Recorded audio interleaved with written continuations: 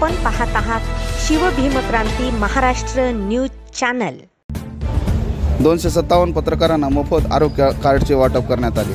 उपचाराविना एकही रुग्ण परत जाणार नाही अशी ग्वाही आमदार राहुल पाटील यांनी या कार्यक्रमात दिली। आरपी हॉस्पिटलमध्ये विविध योजनेतून माफक दरात उपचार केले जातात, तरी देखील ज्या रुग्णांची आर्थिक परिस्थिती खालवली असेल अशा रुग्णांचे आम्ही मोफत उपचार करू असे प्रतिपादन आमदार डॉक्टर राहुल पाटील यांनी केले आहे। आरपी हॉस्पिटलचे संस्थापक आमदार राहुल पाटील यांच्या वतीने जिल्ह्यातील 257 पत्रकारांना मोफत आरोग्य कार्डचे वाटप 4 ऑक्टोबर रोजी आरपी हॉस्पिटल येथे करण्यात आले। यावेळी बोलताना ते होते। मंचावर अनिल मस्के, शिवसेना सहसंपर्क प्रमुख डॉक्टर विवेक नावंदर, आरपी हॉस्पिटलचे अधिष्ठाता डॉक्टर प्रमोद शिंदे, वैद्यकीय अधिकारी डॉक्टर आमिर, व्हॉइस ऑफ मीडियाचे कार्याध्यक्ष विजय चौरडिया, वसंतराव नाईक, मराठवाडा कृषी विद्यापीठातील अधिष्ठाता doctor Uday Khodke, voice of मीडियाचे मराठवाडा उपाध्यक्ष विशाल माने, प्रवीण चौधरी, प्राध्यापक गजानन काकडे, माजी नगरसेवक प्रशांत ठाकूर तसेच व्हॉइस ऑफ मीडिया जिल्हाध्यक्ष गजानन देशमुख यांची उपस्थिती होती। यावेळी आरपी हॉस्पिटलमध्ये पत्रकारांना कोणत्याही प्रकारे उपचार सुविधा मिळणार यासाठी तयार करण्यात आले कार्डचे वाटप मान्यवरांच्या हस्ते करण्यात आले। तत्पूर्वी सकाळी 7 वाजल्यापासून पत्रकारांनी व त्यांच्या परिवाराचे मोफत आरोग्य तपासणी करण्यात आली। यामध्ये रक्ताच्या विविध चाचण्या, ECG, हृदयरोग, नेत्र, त्वचा आदी बाबींच्या तपासण्या तज्ज्ञ डॉक्टरांनी केल्या। यापुढे बोलताना आमदार डॉक्टर पाटील म्हणाले की पत्रकारांच्या विविध समस्या आहेत। आर्थिक सक्षम होण्यासाठी पत्रकारांना स्वतंत्र महामंडळाची गरज आहे। महाविकास आघाडीचे सरकार आल्यावर पत्रकारांच्या महामंडळाचा पहिला प्रश्न आपण मांडणार आहोत आणि तो मंजूर करणार।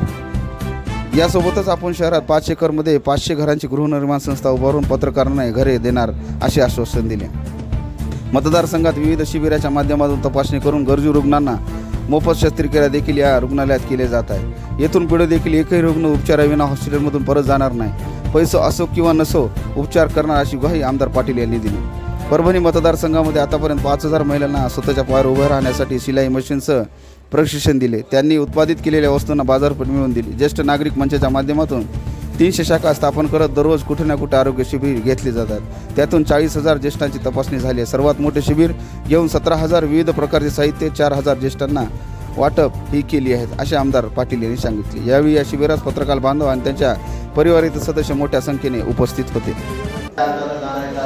ग्रामीण भागातील शहरी भागातील एखादा पत्रकार जर आपण जवळ घेतला तर खऱ्या अर्थानं जसं त्या भारताची परीक्षा शिकावून करते तशा प्रकारची समाजाची कोणत्या क्षणामध्ये काय विचार चालू आहे खऱ्या अर्थानं मीडियाचे महाराष्ट्राचे प्रदेशाध्यक्ष आदरणीय मंत्रीजी तुमचे पायभराट येत आहे